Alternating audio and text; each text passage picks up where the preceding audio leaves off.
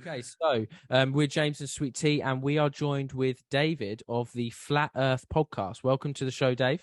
Hey, thanks for having me. I just listened to your last episode about the moon landing. Oh, yes.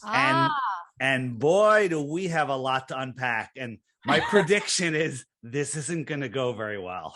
Oh, okay.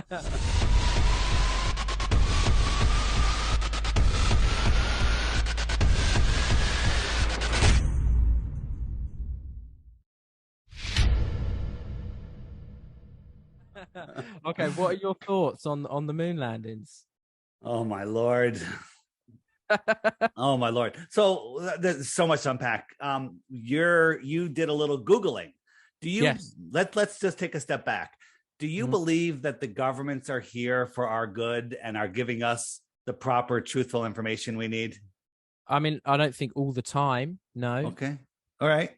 Well, Yeah. when you Google, you don't get anything that they don't want you to have. You get what they want you to have. For example, if you Google flat Earth, you get all of their propaganda. You get the Flat Earth Society, which we're not. The Flat Earth Society says that the Earth is rising up at 9.8 meters per second. That causes gravity. No flat earther thinks that. That's ridiculous. If you search images of flat Earth, they show you a disc floating in space, right? Yeah.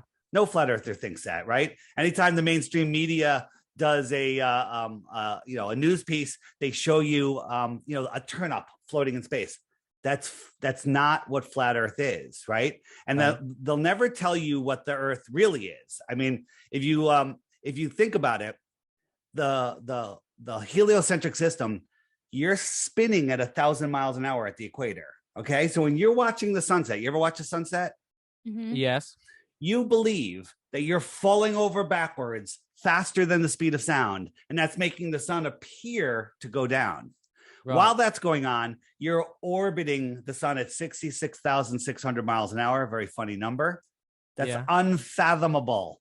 And then you're chasing the sun at about 500,000 miles per hour.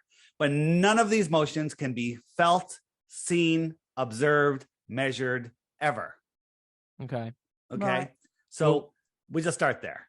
My question first revolving that is, not every government likes each other. So, like, why would a scientist in North Korea agree with a scientist in the UK, for example? This is going to be a big one for you to swallow.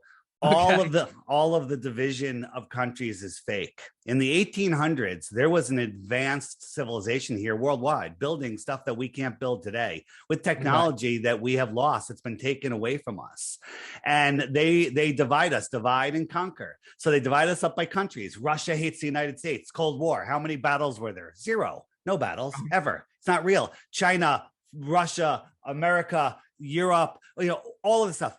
They're all together. They're all one big corporation.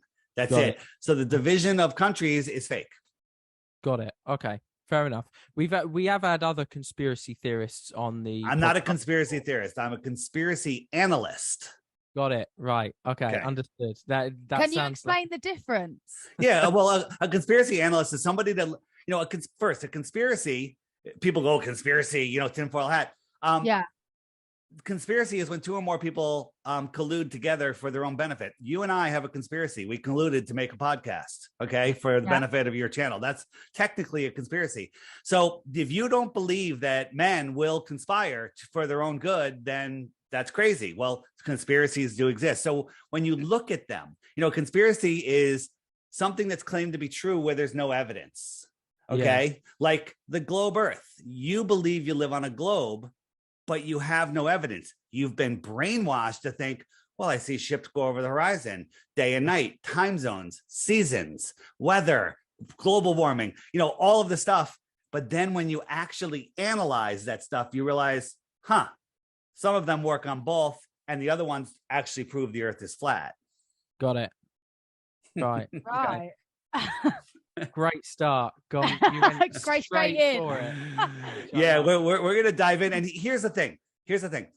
Do not believe anything I say. I'm going to show you 1,000 doors that you never saw before that have information for you, but you have to take the time, the effort, and the ambition to go look through those doors and take the time, right? Yeah. Like I normally tell people I live in Connecticut on the East Coast in the USA. Where are you guys?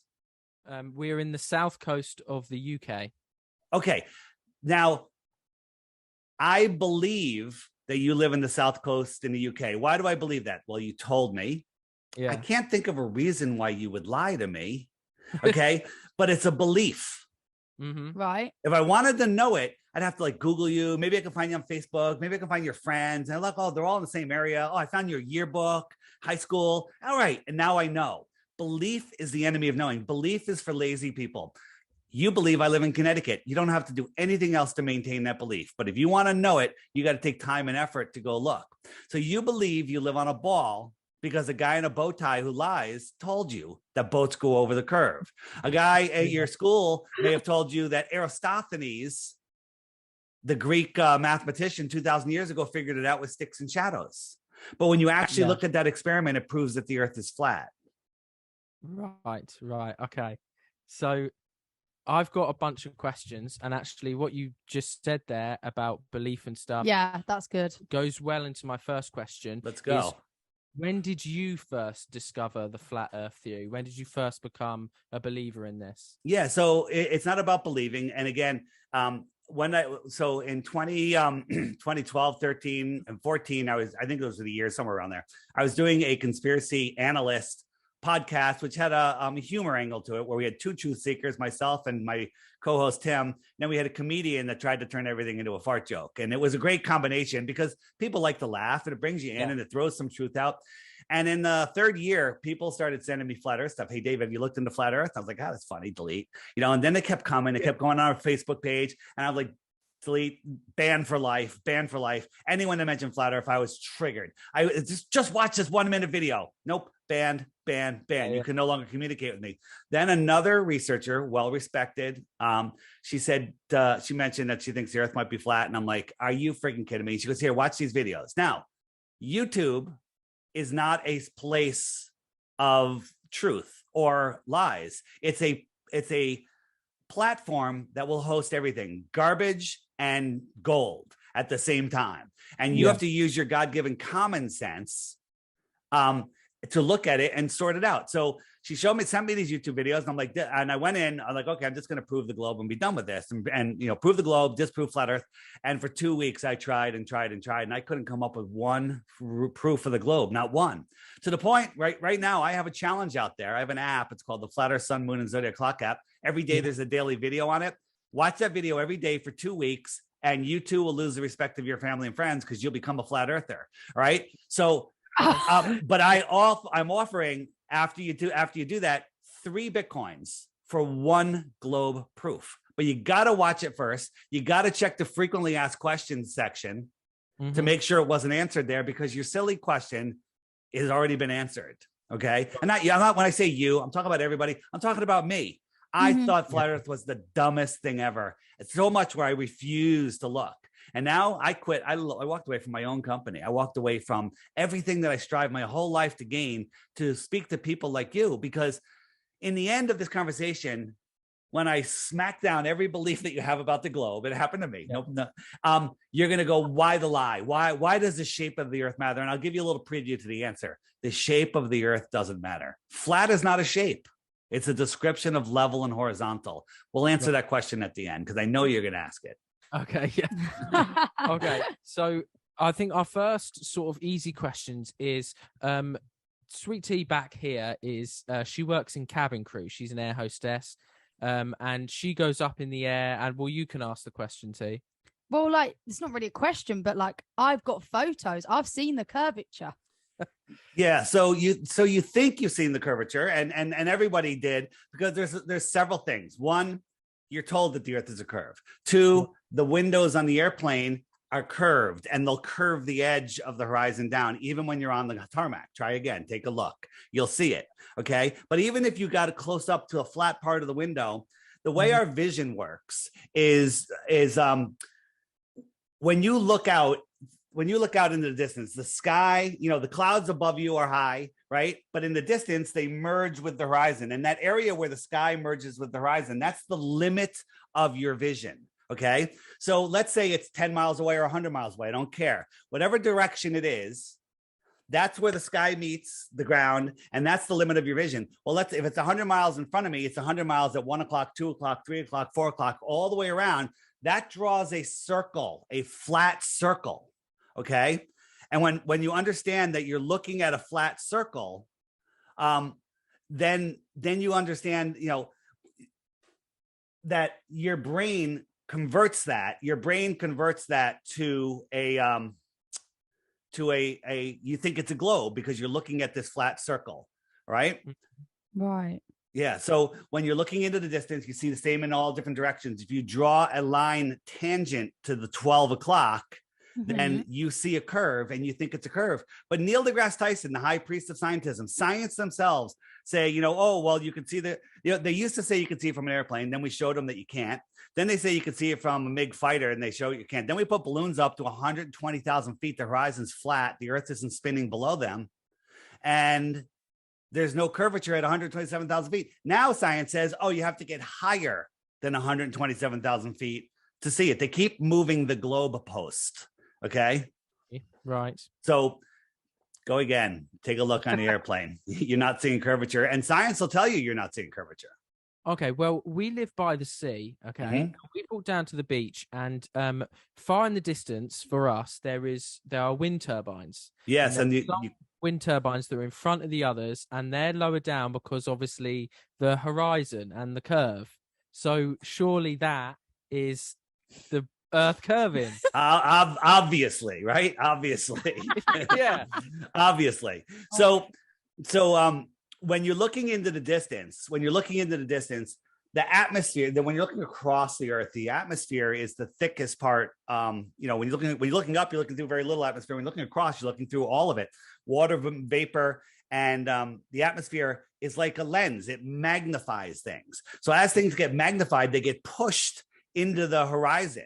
So, for example, I'm showing you, and for those of you watching or listening, this is Skunk Bay, and just a time lapse during the day, and the land keeps just based on the weather conditions gets pushed. It looks like the buildings are going underneath the water, but they're not. It's just an optical effect. Our horizon, if we had a physical ball, anything going over the horizon would disappear behind a physical horizon, but we can zoom in and see things, right? So we're all told that boats go over the horizon, right? So if I showed you an empty horizon in a video and you saw no boats out there, right? So the sky is meeting the ground. And then as you zoom in with a super zoom camera, you make it bigger, and all of a sudden your eyes can see, oh, there are boats out there. I thought that boat went over the horizon, right? And then the other thing is little tiny waves in the foreground. So little tiny waves in the foreground will hide the bigger boat in the background because the boat's getting smaller and smaller, and the little tiny waves in the foreground will make the boat disappear. And a glober will say, well, it's over the horizon. So on my app, the Flat Earth, Sun, Moon, and Zodiac Clock app, there's a button called Flat Earth Experiments. And it's where we've taken lasers and zoom lenses and looking at everything, and we can see things that would require the Earth to be 1,000 times bigger in circumference. Right? Over 1,000 times bigger. Well, that's a problem. If the Earth is 1,000 times bigger, they're hiding something. Okay. But I don't believe the Earth is a ball 1,000 times bigger. I believe it's much bigger than that, but it's a level plane. Okay. Right. So we didn't do too much preparation for this, but we did watch a couple of documentaries, and one of the ones that we watched was Netflix. Behind the Curve, and they did that laser experiment and they failed. It didn't work. Yeah. So let me explain that laser experiment. And so here's another great proof of the globe. The globers' best arguments for a globe Earth is what two flat earthers did. Okay. And so let me tell you that piece was what's called a hit piece, and they misrepresented what happened. So here's the experiment. We got a long canal, so the water is level, large bodies of water at rest, lay level. And we had a road next to it. So using, measurements off the surface of the canal, we had 3 pieces of plywood, 1, 2, 3. And we had a hole, tennis ball size hole, drilled in 3 of them. And we said, if the Earth is curved, we can't shine a laser through all 3 holes because the middle one would be higher on the curve of the ball. Okay. Absolutely. So we're doing this at night. It's the first time we've been there. And we, the first thing that happens, lasers spread out. They don't shoot a laser beam. Like when you shoot a laser beam, it looks like a nice thin beam. And that's because it's spreading out, but perspective is keeping it as a narrow beam for you. Laser beams spread out over great distances, right? So we had what's called a condenser. You got like a $15,000 laser with another expensive condenser on it, and it melted. So we no longer, before we even started, that we turned it on and it melted and we couldn't use the laser. So we said, all right, let's just try it with a light. And we held the light through it, and the guy at the other end goes, I can't see it. And we're like, here, just try holding the light higher. And he holds the light higher. Now, if I reach up, I'm 6 feet tall. I hold the lantern up. How much higher am I holding it? 3, 4 feet, another 3, adding maybe 3 feet. Okay. Yeah. Right. We held it up and he goes, oh, I can see it. And Jaron, the guy running the test, my co-host, he goes, interesting. And that's where they cut the film right there. Then he brings it down again to the hole and we go, oh, we can see it now. And the problem was there was some branches in between that were blowing around in the wind or whatever, and we could see it. Now there was globe believers there, flat earthers there, all in it, just observers there, and everyone walked away going, this proved nothing. If it proved anything, it proved there's no curvature, but we all walked away saying it didn't prove anything, but they edited the movie to make it look like we proved curvature, wanted to hide it. And the other one was real quick, and I don't want to make this too long. It was with Bob from the Globebusters show. Highly recommended people watch that on YouTube. Globebusters every Wednesday and Sunday, and there's a 24/7 channel. He had what's called a ring laser gyro. And gyros hold rigidity in space. And this is a really high-end gyro. And we tested it and it showed 15 degrees of curvature, about 15 degrees of rotation. Well, if the Earth was turning, that would be true. But the question is, and he said, off mic, but he was on mic. He goes, well, we don't want to let this information get out because the Globers will go wild with it, right? Cut. That's it, right? But then they said, because if we have to determine, is it the Earth spinning or is it the ether spinning? So what's an experiment we could do? Well, if it's the Earth turning at high altitude, if you're still connected to the Earth with the ring laser gyro, it's still going at 15 degrees per hour. It's making a bigger swath, right? Because a little turn on a ball versus a higher altitude, it's going faster, but it's still the same amount of degrees per minute, per hour. Okay. And we did it at a higher altitude and it showed a different rate of precession, which 100% proves, for anybody that can think this through, that it's not the Earth that's turning. But again, they didn't put that in the video. I see. Yeah. Well, I mean, I get most documentaries are doctored in some way. Well, this wasn't a documentary. This was a hit piece. Okay, this was done on purpose. I'm not going to get into, but if you look into what the director of that movie made, her last movie was another hit piece on another psyop, which I'm not allowed to even mention here. Okay. Out of interest, have you met Mark Sargent? Mark Sargent's a good friend of mine. We're going to be at Flattoberfest in South Carolina in October. Oh my God, there's a festival. There's conferences. There's going to be, I bet there's 1,000 people there this year. It's incredible. It's a music festival and conference, a get together for like-minded people. I take it you guys don't have my app. No, we haven't got your app. But all right, but what kind of phones do you guys have? I got a Google Pixel. I've got an iPhone. Okay. Afterwards, I'm going to email you free copy of the app. But you think Flat Earth is stupid, right? Well, where are you guys? You're in Europe, right? Yeah. Okay. In the UK. So here's the UK right here. For those who are looking, these are people that have the app. There's more people than this, but this is where are you guys? I mean, there's Flat Earthers surrounding you. Every one of those dots is another Flat Earther. Britain, okay. UK. How many flat earthers there? That's here. This I can't even see it. It's in here, right? This is Britain, right? Cambridge, right? Yeah. There's thousands. There's 67,000 on the Friend Finder right now, and there's way more. Look at America. You can't even see it. It's insane. Okay. This is huge, so much bigger movement than I thought. Yeah. Well, here's the thing: we don't lose anybody, right? We don't lose anybody because once you see the lie, then your eyes open to everything else. Okay, and then when your eyes open to everything else, you unplug from the matrix. What's the matrix? The matrix is a prison for your mind, just like the movie says. Okay, and it's a prison for your mind to limit your thoughts. All right, to limit your understanding, to make you not realize that you're in jail. The globe is a jail for your mind, right? If I said, hey, you travel around. What if I said, you can never leave England? You can never leave all of Europe. You'd be like, hell no, I'm leaving. No matter how big I make that fence, humans want to go to the other side of the fence. That's all we want to be. Everyone wants to go to the other side of the freaking fence. Yeah. Well, how do they hide the fence? They put you on a ball. There's nothing else to discover, Truman. Remember that? The Truman Show? He goes, I want to be an explorer. And she goes, oh, there's nothing else to discover. That's where they have us. All right. We need to get to space eventually, but go ahead. Hit me with your questions. So another to expand on that a little bit. And I wasn't even showing you the stuff while I was talking to you. It's incredible. The amount of people. So let me just go real back. I didn't realize they didn't transition the image, but here is the UK right here. Right? This is UK right there? Yes. These are the people just near you. Okay. Loads in London. Insane. Insane. Wow. And then back over here, America. Just filled with them. Right. And this is just a fraction. Right. Nobody leaves flat earth because it's a cult. No, it's not a cult. Okay.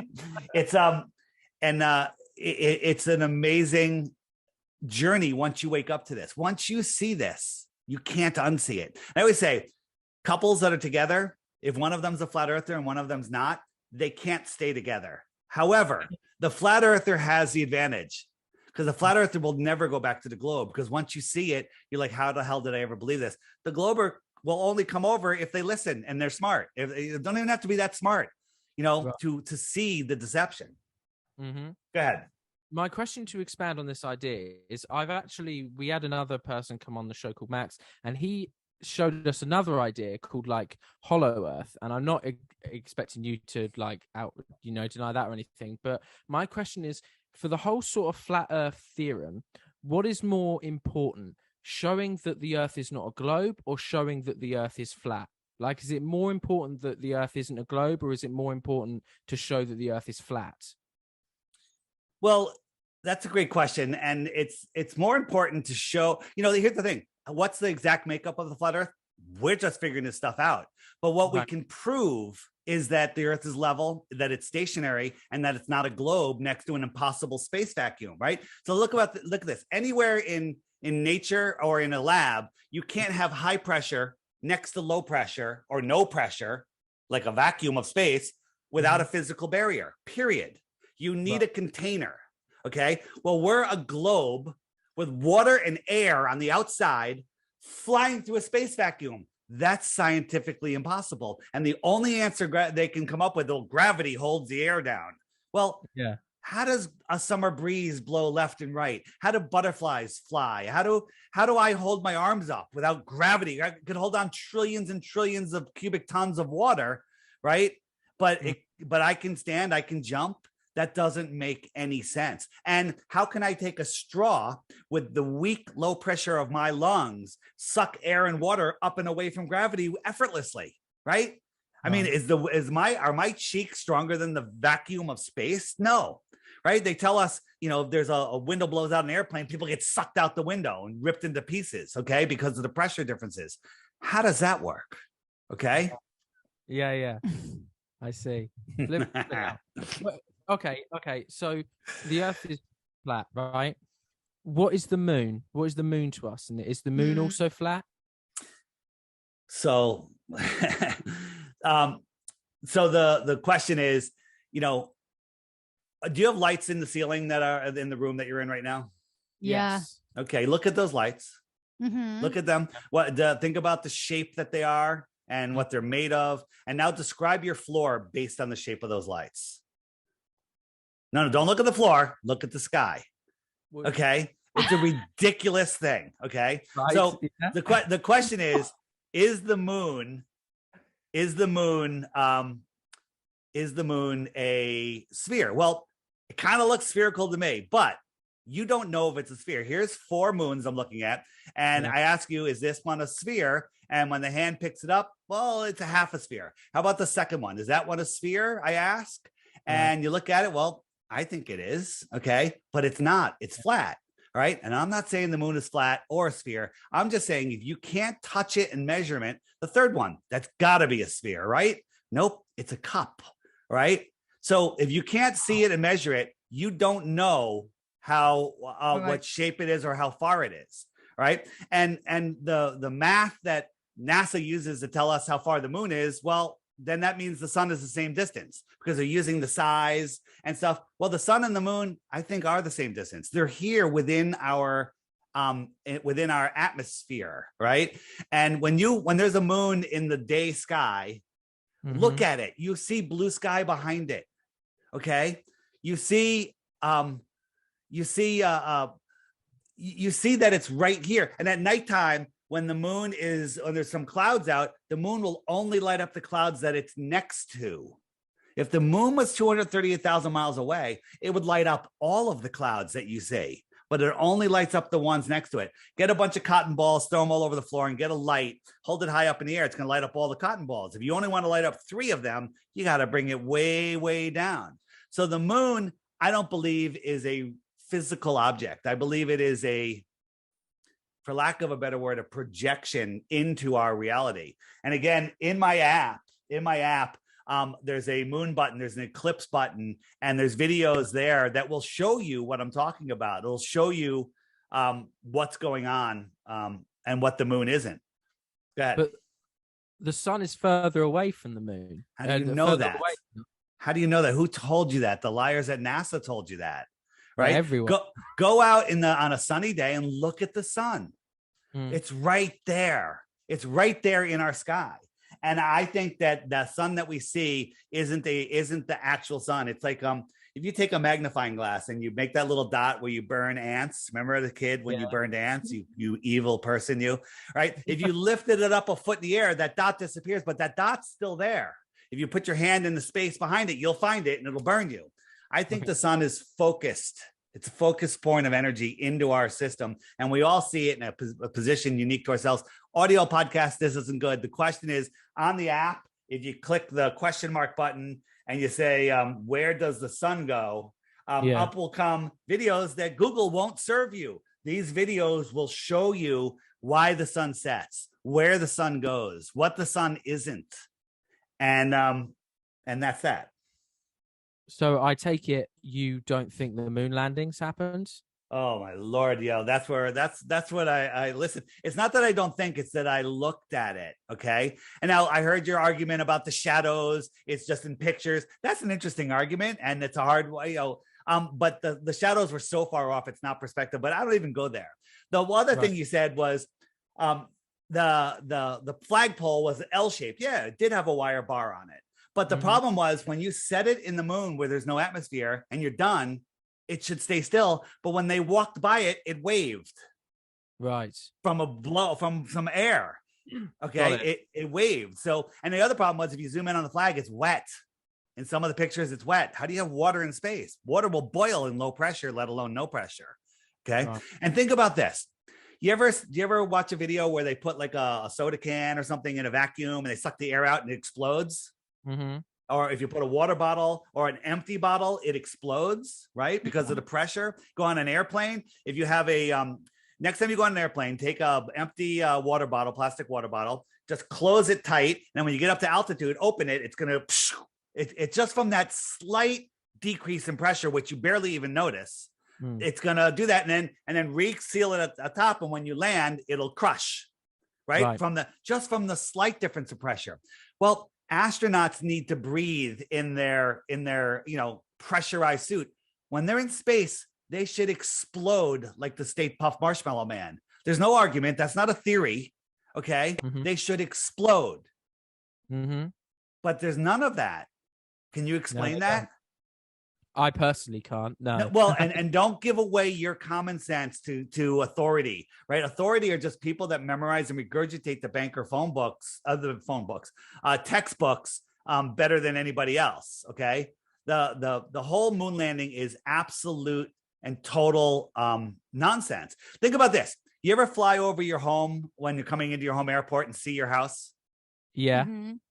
What do you scream at the neighbor next to you? The person that you don't even know, if you're sitting next to somebody, hey, look, there's my house, right? Yeah, You're yeah, so yeah. excited. If you went to the moon, a desolate place away from humanity, like crazy, and you have the incredible view of the Earth from the moon, the entire conversation would have been holy effing ass. Look at the friggin' the Earth. Look, there's the United States. There's the UK. Oh my effing God. You would be going crazy. Never once did the astronauts mention the Earth while they were on the moon. Right. Think about that. Think about that. And then they were hanging from wires. Okay. They were hanging from wires. And if you're in space with no air and half the 1/6 of gravity, you'd be going faster, not slower. They're hanging from bungee cords, essentially. And there's plenty of video where you can see the cord, where you can actually see the cord. Okay. So are the other planets flat as well then? So again, you're mixing a heliocentric story with a fake solar system. So when you Google flat Earth, you get the picture of all of the planets with the flat Earth. You know, is Earth the only flat planet? No flat earther believes this. No flat earther thinks this. We don't think other planets are flat, and we don't think other planets are spheres. Now we're going to talk a little common sense, logic, science, math. Easy. Really easy, but people short circuit when you go, we're going to do some math. Oh no, I was only taught to be an accountant in school. I wasn't taught to be, to actually think and use the scientific method. Right. So when we look up at planets through our telescopes, we see these very interesting light images, light coming back to us. Okay. Yeah. There's a thing called the inverse square law of light. Sounds complicated. It's not. Okay. And that says every time you double your distance to a light source, whatever it is, whatever the light is, you're seeing me. I'm a light source. Light's bouncing off of me. And every time you double the distance, it's 1/4 of the brightness. Okay. And a simple experiment you can do is just get a little light, a little LED light, and put it inside a square box that's like 1 inch or 2 inches or 3 inches wide, and then take a light meter and measure the light on that wall, and then put it in a box that's a square foot, and then a box that's 3 square feet, and then in a whole room, right? And measure the light bouncing off the wall of the box or the wall of the room, and it gets exponentially dimmer and dimmer and dimmer. Okay. And that's because light is spreading out as it goes. All right. So when we look at the moon on a full moon night in the middle of nowhere, I could read by it. It casts my shadow on the ground. It's bright. And let's just say it's 1 lumen. Well, if I went halfway to the moon, it's 4 lumens. Halfway again, 16. Halfway again, 64. I keep doing that until I'm 100 miles from the moon, where the astronauts took the alleged picture.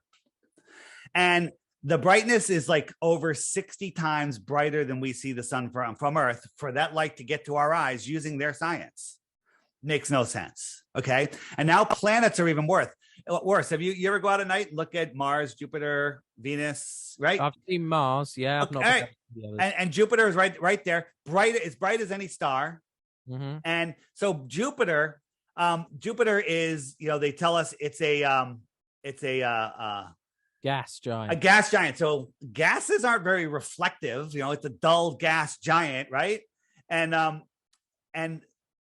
NASA showed us a video of one of the probes going by it, and you can see that the everything's moving on it, everything's changing. It's absolute nonsense. So think about this: if you're on Jupiter, well, the sun is a hell of a lot farther away, so the sun is much smaller than we see the sun, so it's dimmer, right? Mm-hmm. So you have to imagine that large star-sized sun, much smaller than we see, is sending light to Jupiter. It's bouncing off of those non-reflective clouds, traveling all the way back to Earth, ignoring the inverse square law of light, and it's brighter than any star in the sky. Right. Doesn't work. Doesn't work at all. Right. Okay. Yeah. Wait. And can we just extend this one further? Oh yeah, absolutely. So think about the sun. The sun itself is very, very close to us. Is very big compared to the Earth, very small. So if the sun was one of those yoga balls, right? One of those big yoga balls you can barely grab your arms around, how big would the Earth be? Oh, the Earth would be tiny. Like a BB, or like a small marble, right?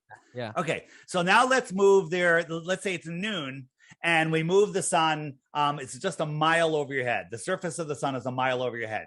you agree that it would fill the entire sky like this image I'm showing you, right? It would just fill the entire sky. Yeah. Okay. Yeah. So then when things go into the distance, they get smaller. So let's move it 93 million miles away where they tell us, and it becomes the size of a coin held at arm's length. You can hide the sun holding a coin, small coin, right? Okay. That's a lot of reduction.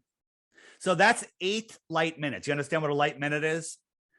It's the distance light travels in a minute. Okay. So it takes 8 minutes for the sun to get to the light to get to us from the sun. This is a story. It's not real, but this is what science tells us.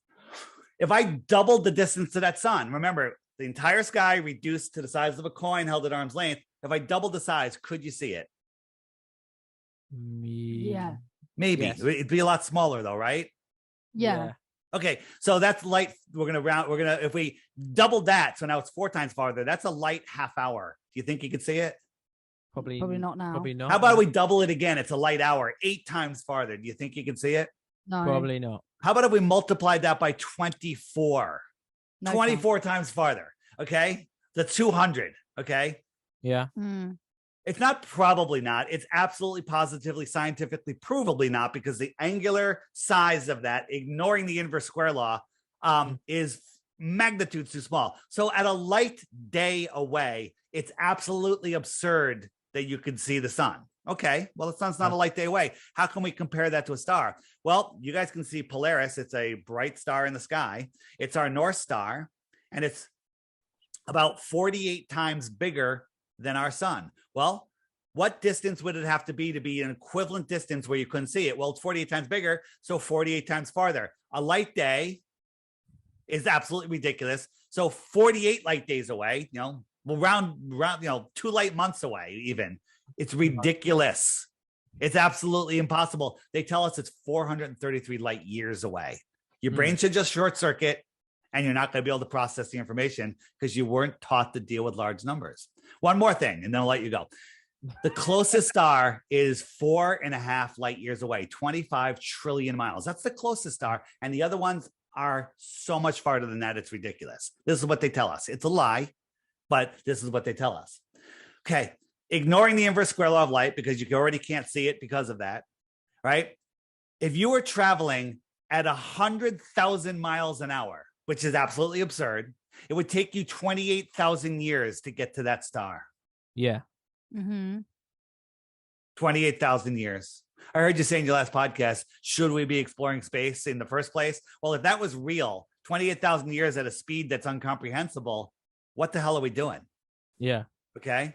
And we're not going to space. Here's a little trick, a little piece of information. And again, on the app, you can find information. There's a playlist called Rockets Are Balloons. When you understand that no human, no dog, no cat, no animals, nobody, well, maybe a dog or a cat they might have launched into orbit, into high altitude, but nobody is going into space, because space doesn't exist like described. Right. Okay. What do you think space is then? Yeah. Well, again, anything above 73 miles is conjecture, and anything beyond the shoreline of Antarctica is conjecture also. But I think space is best described as water. I think space is water. And I think that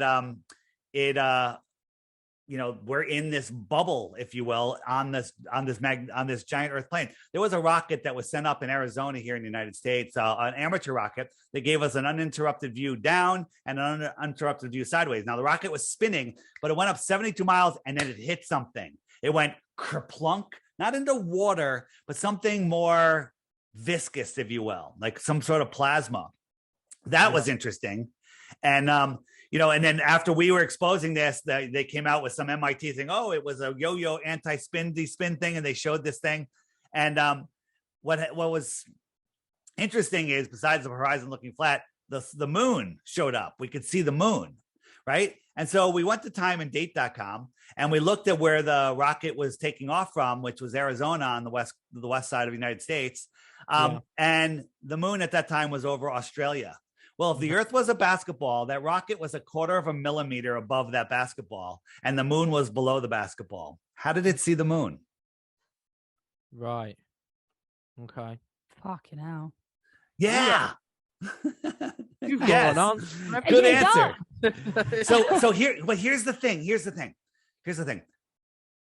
It takes courage and it takes the death of your ego to look at this, right? A lot of people can't handle it because they built their life's foundations. You know, you were taught the earth was a globe before you can speak. All the children's shows, everything, your teacher had a globe in the front of the class. They teach you about gravity. The first worksheet kids bring home from school is the orbits, the planets, orbits and stuff. And it's all indoctrination.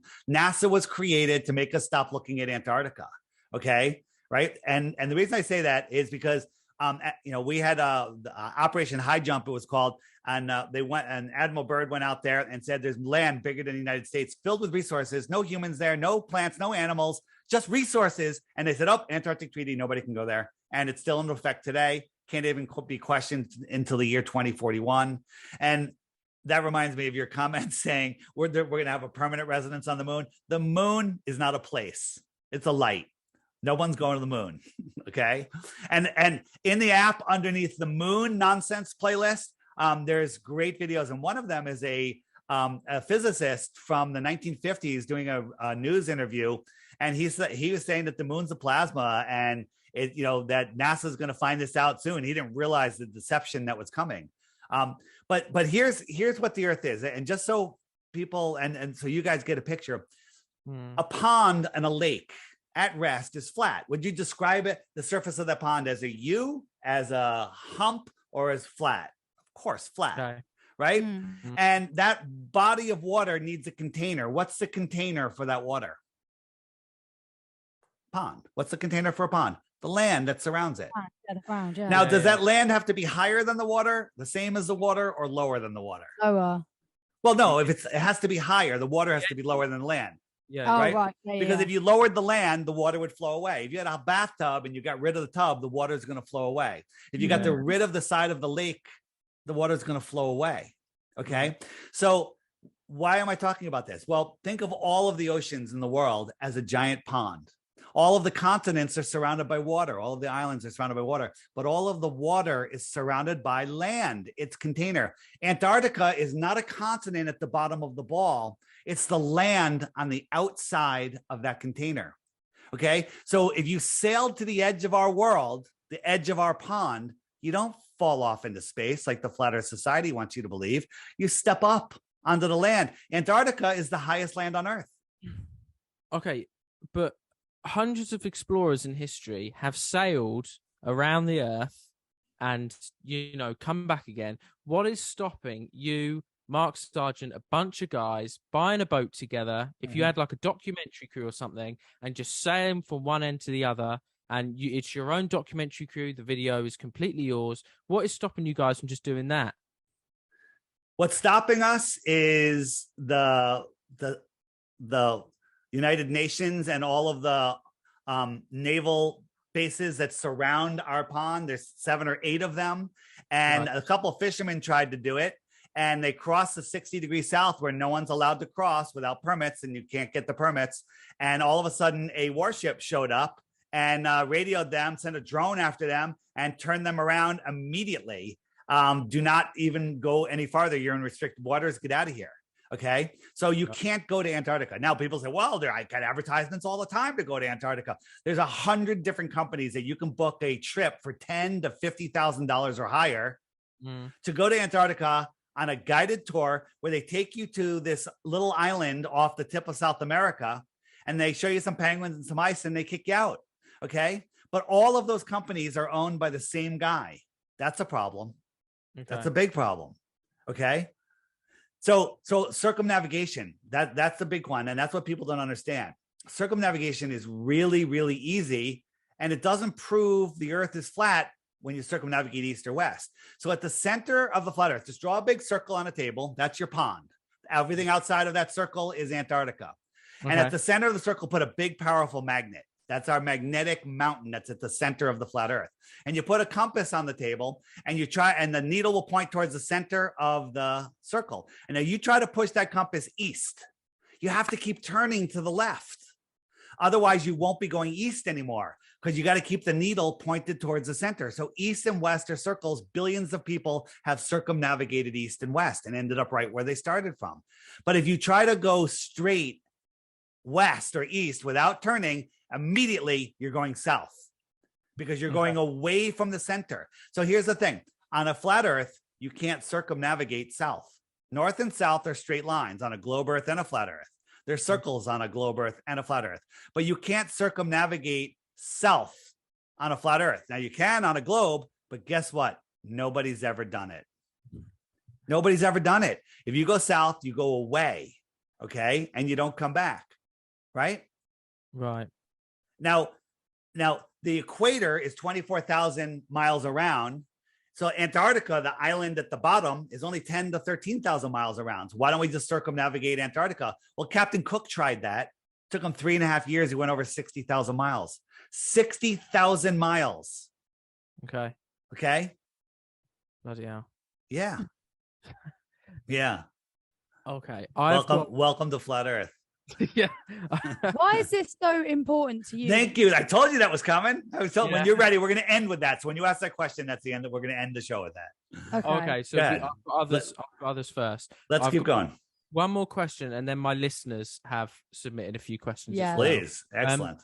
The first question I want to ask you, and like, I hope you don't get offended by this because it's not. I'm offended. But, the flat Earth movement, or whatever you prefer to call it, Awakening. awakening. Do you feel like it's more about science or more about going against authority? It's 1,000% about science. We actually use their science. We know that a 6 foot tall person standing at the edge of calm water should see a physical horizon just 3 miles away because there's 6 feet of drop on your globe. Your globe, Okay. their globe. You're no longer a globe earther. You're halfway there already. Okay, and everything else should drop off behind that. Okay, but we can see things. We can see things so much farther. It's unbelievable. Again, on the app, if you hit the web button and you scroll down to the button that says experiments, there's a whole bunch of experiments that they're hiding. And actually, we just got a new one where Jay Tolan, one of our researchers, he's a camera expert and he converted his camera to infrared. He sees things. I think it's over 1,000 miles away or 900 miles away. There should be I forget the number. It's like 50 miles of curvature or something. It's absolute insane. And you can see these mountains. But the problem is our eyes don't work that way. We can't see things, right? And when there's a little bump that's a millimeter higher than your eye line on the flat Earth, it hides cities that are behind it. And then you think that's curvature. Right. Okay. Okay, so we got some listener questions. Emily from South Dakota, she's asked, how does day and night work then? Day and night. So that's a great question. And it's because the sun's light is local, right? The sun's light, it's a local light. And there's 3 layers. The sun is a celestial object. Then the atmosphere is the middle layer. And that atmosphere, when it all condenses, becomes opaque, right? Yeah. When you condense all that atmosphere into the horizon, it's opaque. So you got your atmospheric layer. And as the sun goes away, it just gets blocked behind it. Okay. It gets blocked behind it. And it's just a perspective thing that people you were never taught in school. So again, on my YouTube channel, which is DITRH, the initials for Deep Inside the Rabbit Hole, Right. I have a playlist called, and I'm going to add it to the app actually, called Sun Fade Outs. Okay. Yeah. Where the hell is my sunsets? There it is. And what you watch is the sun itself fades out. So I took my drone on a super clear day. It has to be below freezing, no humidity, and super clear. Okay. And I have my drone watching the sunset over land. I'm on the East Coast, so it's going over the land.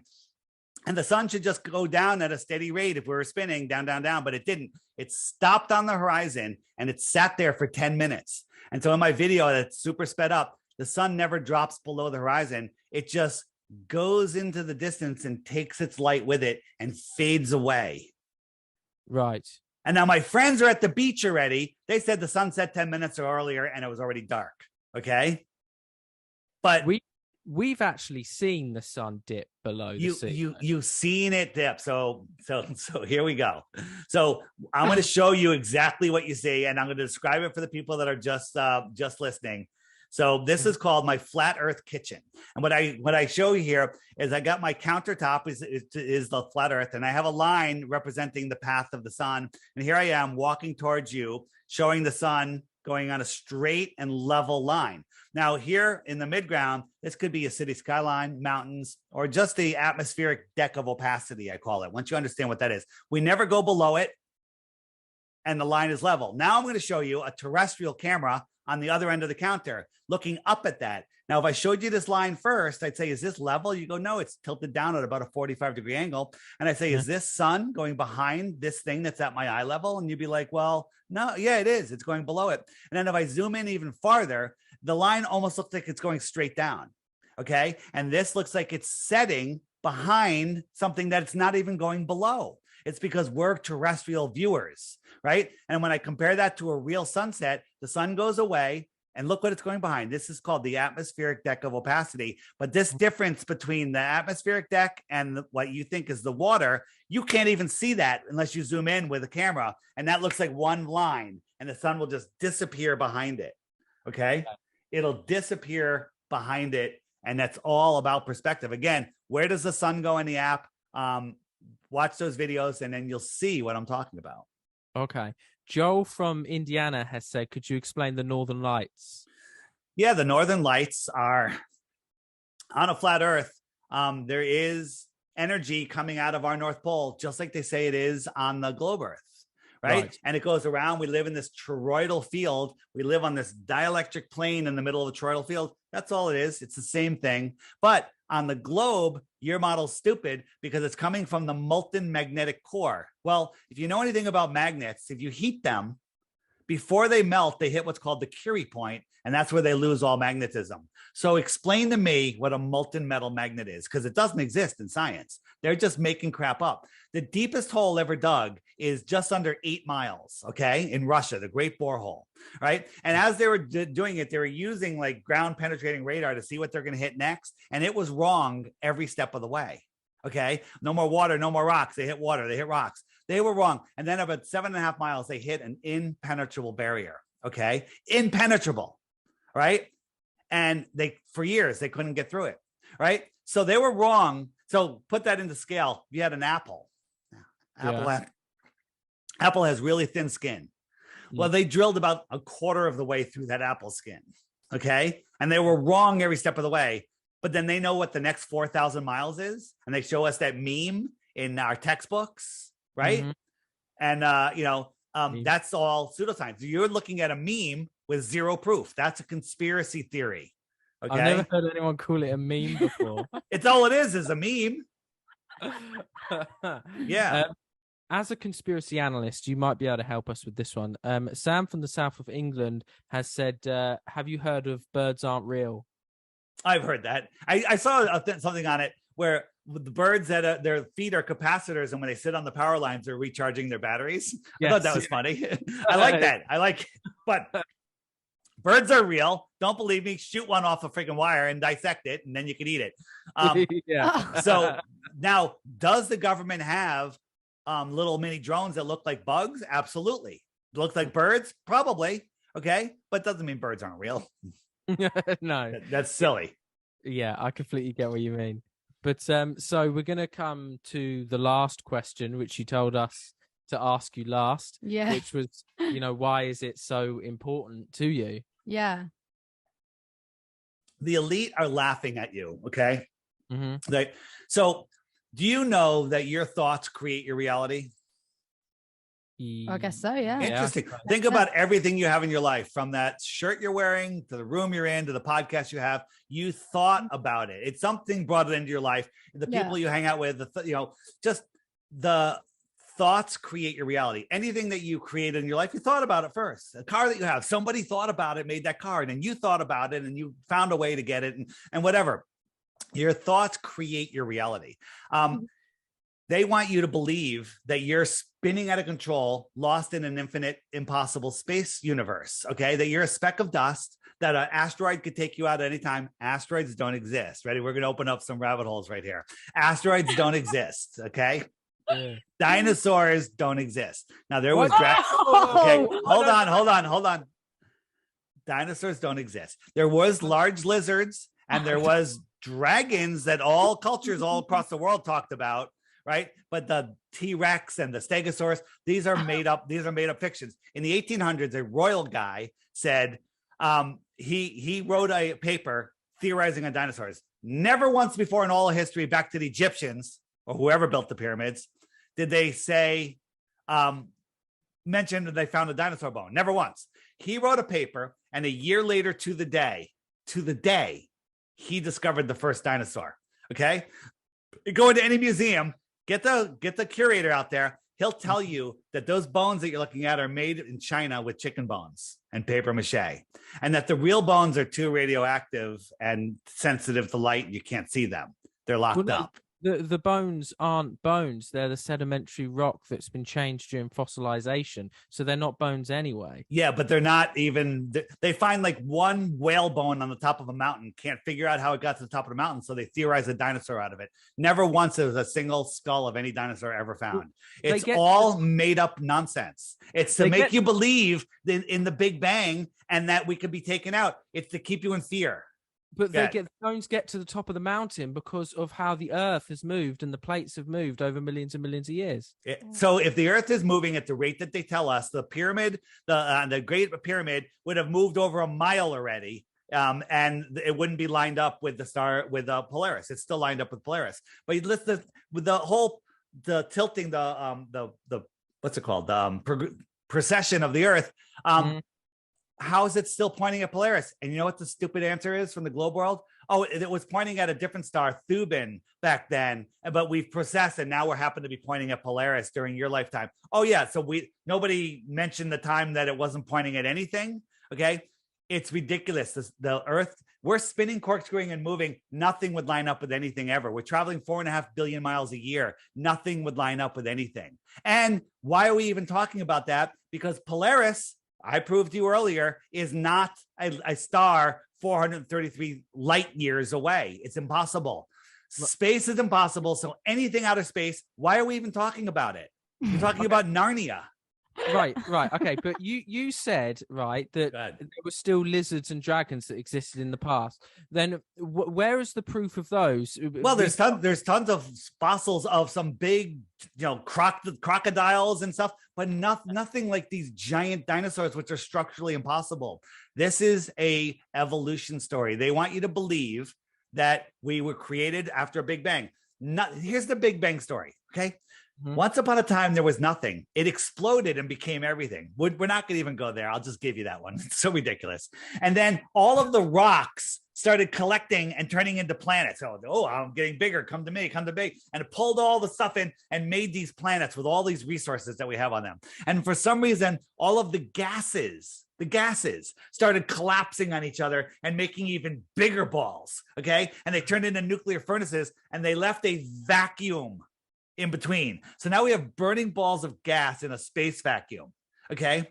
And then we have gravity holding everything together. You got the sun is holding on to Venus, Mercury, and Earth, and Mars, and Jupiter, and all these planets at incredible freaking distances, but it ignores all of their moons. All of the moons just stay orbiting each planet and nothing tugs on it. How come when the moon comes around the Earth towards the sun, it doesn't get ripped away or sped up?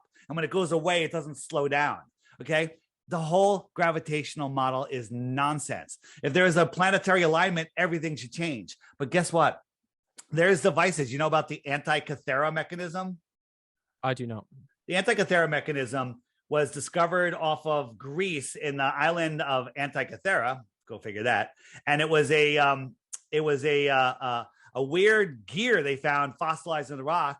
And they MRI'd it and X-rayed it and they rebuilt it. And it actually predicts where some planets are, the sun and the moon, the phases, and all of the eclipses. And if you turn it around enough times, you realize that all of the eclipses repeat every 18 years. The whole cycle of eclipses is in a pattern that repeats. every 18 years. Right. Think about that. We're in a crazy gravitational beehive universe, and this thing is working like a frigging clock. Sorry, it doesn't work that way. Go out tonight, take a picture of the stars from a certain spot in your yard, put a note in your calendar with an alarm to tell you to go do the same thing next year, same night, same time, and then compare the pictures. Every single star will be in the exact same place. Right. I still think dinosaurs were a thing. I'm sorry, guys. All right. So continuing on. That's because you're unwilling. Listen, I'm taking away your ball. I'm taking away space. I'm taking away dinosaurs. And guess what? Nuclear bombs don't exist either. Okay. It's another fear. So let me ask you a question. So many people died. Hold on. How do you know that? Were you there? No. Okay. So let me answer. You're told a nuclear bomb goes off and it leaves radiation for how long? I don't remember how long. They told us thousands of years, the half-life. Just ridiculous. Okay. 3 days after Hiroshima and Nagasaki, where there's video of them setting up TNT bombs on pallets at ground zero. There's video of that. Okay. Them setting up. 3 days later, the trains were running, the delis were open, they were selling flowers on the street, and everybody went back to work, except, of course, the buildings that were blown up. Okay. But what was the benefit of saying it was this type of bomb? Absolutely. Because they needed that for the war. They need everyone afraid of other countries. So they needed to build the military industrial complex. They wanted us all in fear. Now, if you believe nuclear bombs are real, every time you hear the news, which you should never listen to because that's false evidence appearing real, controlling you, steering your mind north, east, west, south, news steering you. And every time you hear someone say, oh, Putin's could bomb us, could start a nuclear war, every cell in your body hears that and reacts with dis-ease, becomes uneasy, dis-ease, and becomes stressed on some level, right? But once you understand that it's complete and total nonsense, now you hear it and go, oh, that guy's a clown, and you just move on with your day. Okay. And so it's all about fear, because if we didn't have fear, people would stop paying their taxes. People would not support the military. People would, people are addicted to this fear. Okay. If everybody just forgot about the governments, did what we all want to do, just love one another and thrive, right? Then it matters. Imagine this. What if there was something the size of a roll of quarters that you can put into your home heating system and it would heat your house for the rest of your life? Okay. You don't have to pay for it ever. And what if there was another one that did the same thing, but it powered your house and your car, charged your car also, and you never had to replace it? That's technology that they don't want us to know exists. Okay. They don't want us to know that because they have to control us, right? Look into Tesla and his Warden Tower and the World's Fairs and wireless electricity. There was an advanced civilization here in the 1800s, as I said. And again, on the app, under the web button, if you hit the Tartaria mud floods button, bring food and water, because you're not coming out of there for a long time. It's going to blow your mind what you're going to see. Okay.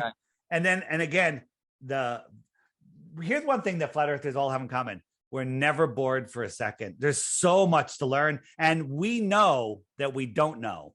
Globers think they know. Everything you said. Listen, you're just like everyone else. You're just like me. Probably not as bad as I was. All the stuff you talked about, space, going to Mars, right?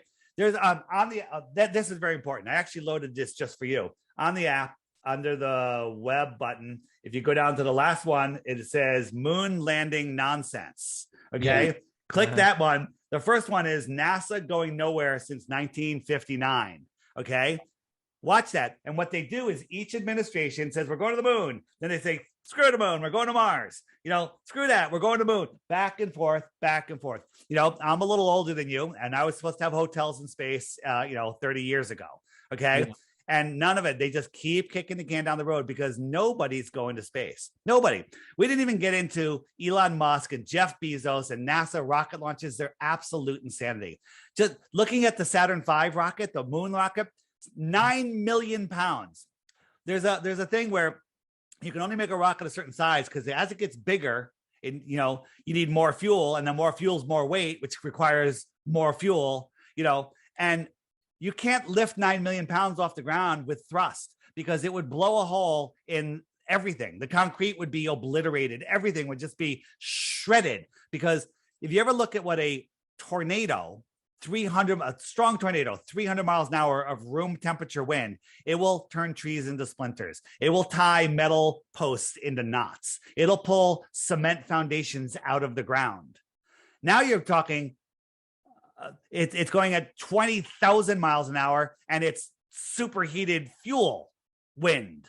Okay. And nothing happens. You watch, just Google space shuttle launch and watch the fence that's right next to it. Nothing. Doesn't even shake. Nothing. It's all nonsense. Again, in the app, if you really want to lose your complete and total childhood, scroll down to the, where is it? Rockets Are Balloons. If you watch those videos, goodbye space, goodbye Star Wars. But here's the good news. The good news is space is right here on Earth. Outer space is right here. Where's that outer space? So if we look at this is loading because I just put it on for the first time. Yeah. If we look at the way the world might be set up, we I can't show you right here. Well, when I plug in, it does something. Let me just show you over here. So if we're where is it? Antarctica. All right. So we could be, this is our world. This is our oceans. Here we are, South America, Europe, right? This ring here is Antarctica. And then beyond it, out here in this outer space is more land, more continents. What would you call somebody that lives on the extra territory? An extraterrestrial. From where? If they came to visit us, where are they coming from? The outer space. Thank you. Right here, a couple thousand miles away. Win. Okay. And then if you really, really want to get into it, what's beyond that ring? What's beyond there? Well, imagine a pond in a big area of London that's flat or wherever you are. And you're sailing around, you're going around the middle, your compass is always pointing towards the magnet in the middle, you sail around east and west, then you sail away from the center, south. You get to the edge, you don't fall into space, you climb up on the land, you start walking. Well, a mile away, you can't see the lake anymore. This is smaller scale, 5-10 miles, let's say you go 100 miles away. All of a sudden you come to another pond. What if we lived in this pond and then there's other ponds around us? Bloody hell. Other worlds. Right. You want to talk Star Wars? Let's say there's conflicts of people that, land conflicts, whatever. All of that. These are all from other planets. Plane, a little part of the plane, a planet, PLANE -T. Okay. Now, whether this is true or not, is scientifically possible. Outer space is Narnia. It doesn't exist. Right. Got it. Okay. Watch that NASA movie. Okay. So the bottom line is, why the lie? The lie is to control your mind, to keep you in fear, to make you feel insignificant, to hide the creator, to hide more land, to hide your true power. Okay. The only control anyone has over you, your government, anybody, is in your imagination. Imagine if everybody listened to your podcast tomorrow. Okay. Everyone in the world. And they go, hey, that guy's right. Well, governments are gone, instantaneously dissolved. No one even matters because no one will listen to them. Why do we listen to them? God, man, government. Government has climbed on top of man, and now it's trying to climb on top of the creator. Okay. And that's, these are evil, evil people. And your comment at the beginning that sometimes they're not out for our best interest, misguided. They're never out for our best interest. Sorry. Sorry to pop your bubble there. Do you consider yourself a religious person then? Absolutely not. I was 100% atheist. I didn't believe in any of that. And then when I discovered that the earth was flat, well, that means it's intelligently designed. I'm like, holy crap, that means there's a creator. And that's it. If anyone tells you, if you got to follow the creator this way, you got to believe in this, you got to do that's their problem.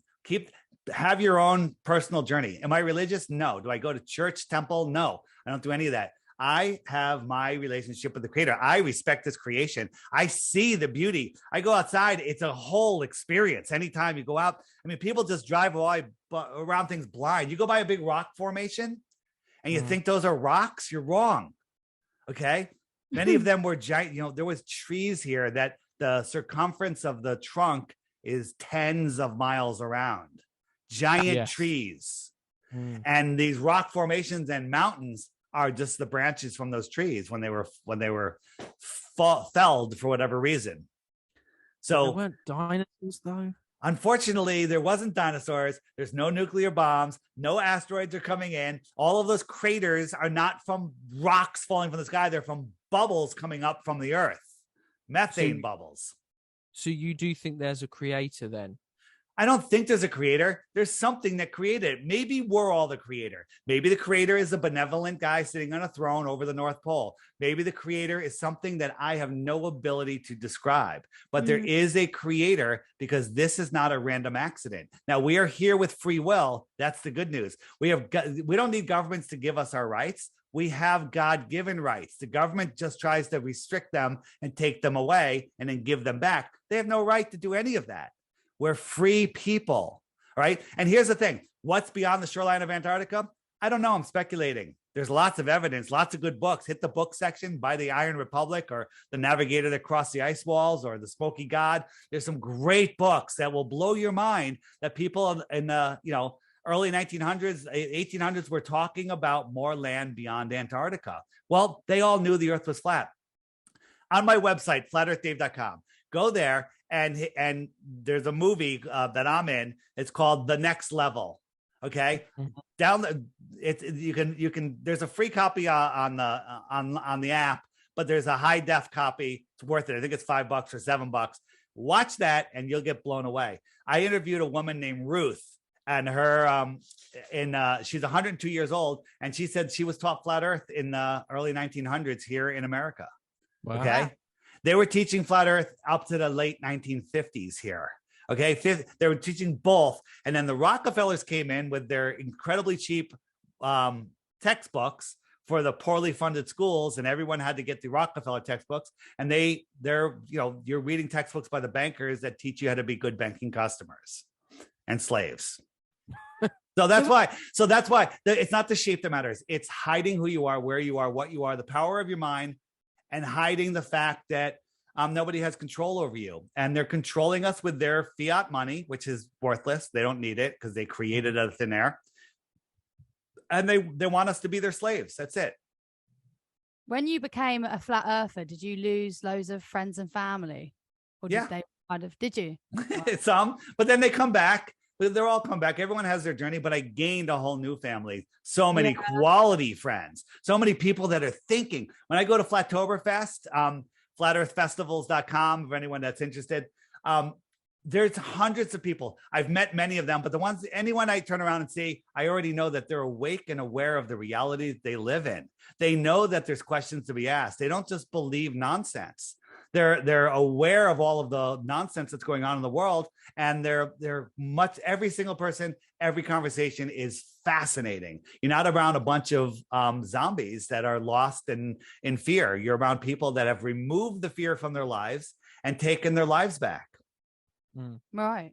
Okay. Well, I think that's a great moment to end the interview on. So thank you so much, Dave, for coming on to our show. All right. And so here's the deal I have for you. I'm going to give you guys the app for free, but I'm actually going to require you to watch the NASA Going Nowhere since 1958. I'll send you the link in a follow-up email, and watch that and then tell me when you're done with it. All right? Okay, we can do that. Cool. I think it's only an hour. It's really good, though. You'll like it. Right. Wicked. Thank you so much. Yeah, thank you. All right, guys. See ya. See you later. All right. Bye-bye.